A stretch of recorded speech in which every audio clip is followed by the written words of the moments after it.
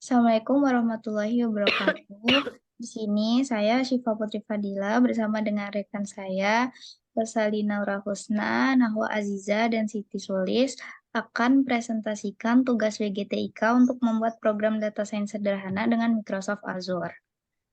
Untuk pertama-tama, kita akan membuat resource group dengan cara pilih resource group. Selanjutnya, create.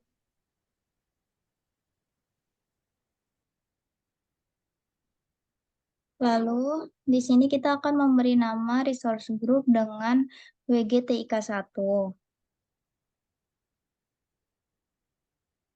Selanjutnya, review, create.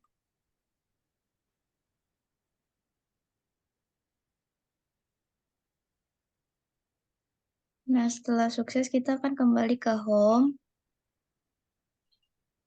Selanjutnya, kita akan membuat storage account dengan cara pilih storage account. Kemudian, create. Nah, di sini kita akan menggunakan resource group yang sama yang telah kita buat tadi, yaitu WGTIK1. Kemudian kita beri nama storage account dengan WGTIK1. Kemudian review. Lalu create. Nah, jika sudah seperti ini, storage account berhasil dibuat. Untuk selanjutnya akan dijelaskan oleh Nahwa. Selanjutnya, setelah membuat storage account, yaitu mengupload dataset yang akan kami gunakan ke dalam kontainer. Pertama, membuka storage account yang tadi sudah dibuat, yaitu WGTIK1, lalu ke kontainer. Setelah itu, membuat kontainer baru.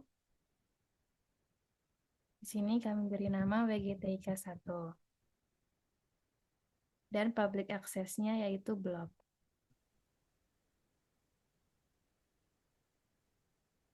Lalu create. Setelah kontainer dibuat, kita membuka kontainer yang tadi dibuat, lalu mengupload dataset yang kami gunakan. Di sini kami menggunakan dataset Netflix.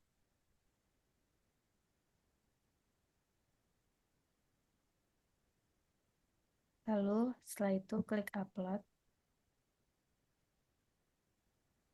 Setelah data selesai diupload, lalu kami selanjutnya membuat Azure Machine Learning untuk membuat program data science sederhana. Di sini membuat create baru menggunakan research group yang tadi sudah dibuat, yaitu WGTIK1. Lalu Azure Machine Learning-nya diberi nama WGTIK1. Kemudian review dan create. Setelah itu pencet create.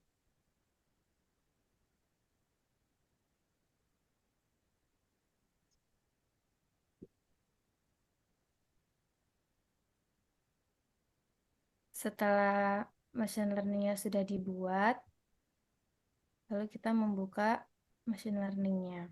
Setelah Azure Machine Learning dibuat, kita membuka Studio Web URL-nya untuk membuat programnya. Setelah itu, di sini create new membuat notebook baru. Lalu di sini kita beri nama WGTIK1. Lalu create.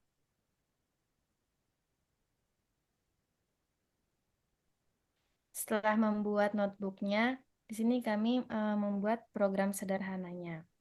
Pertama-tama di sini kami mengimport library-library yang digunakan, yaitu Pandas, Matplotlib, NumPy, dan Label Encoder. Lalu selanjutnya kami memasukkan dataset yang sudah tadi dimasukkan ke dalam kontainer. Di sini kita mengdrop link dari kontainer yang sudah tadi kami buat, yaitu di dalam storage account, kemudian WGTK1.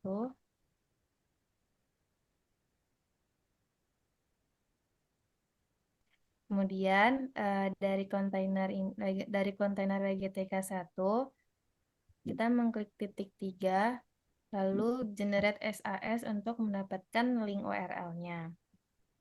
Kemudian generate SAS token dan URL, lalu mengcopy blob SAS URL-nya, kemudian di drop ke dalam codingannya. Setelah itu kami menampilkan isi datasetnya dengan dataset info yang menampilkan kolom-kolom pada dataset tersebut. Maka selanjutnya yaitu kita melakukan data pre-processing. Yang pertama kami melakukan missing value, di mana kita mengecek untuk melihat apakah terdapat missing value pada data. Kita menggunakan null sehingga dikeluarkan data yang terdapat missing value, yaitu director, cache, country, rating, dan duration. Selanjutnya kita akan membuang atau menghilangkan missing value menggunakan missValue.head, di mana kita menghilangkan NaN. Selanjutnya kita menghilangkan semua baris menggunakan dropna dan menginisialisasikan data yang baru pada dataset.new. Kita menampilkan datanya menggunakan dataset new.info.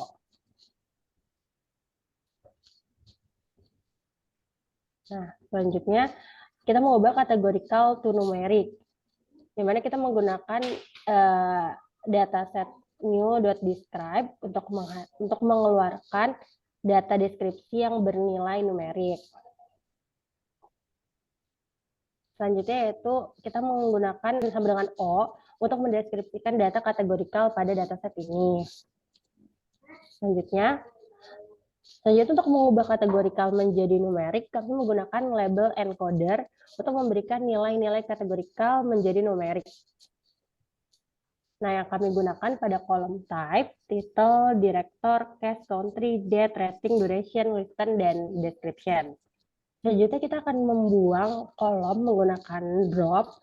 Kolom yang akan dibuang yaitu adalah show ID, cache, date, dan description. Di mana kita membuang kolom ini karena tidak diperlukan dalam kolerasi. Tahap selanjutnya itu korelasi. Pada korelasi kita langsung menggunakan dataset new.core, di mana nanti akan otomatis menghasilkan korelasi antar kolom seperti tabel berikut.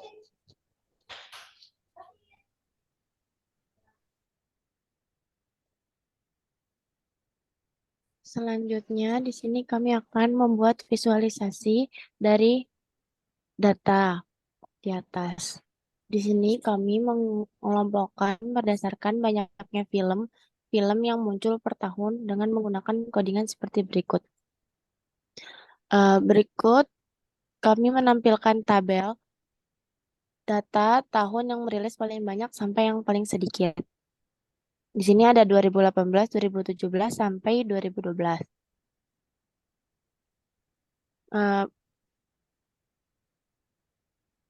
Lalu berikutnya, kami akan menampilkan bar chart menggunakan library matplotlib dengan menggunakan codingan seperti berikut.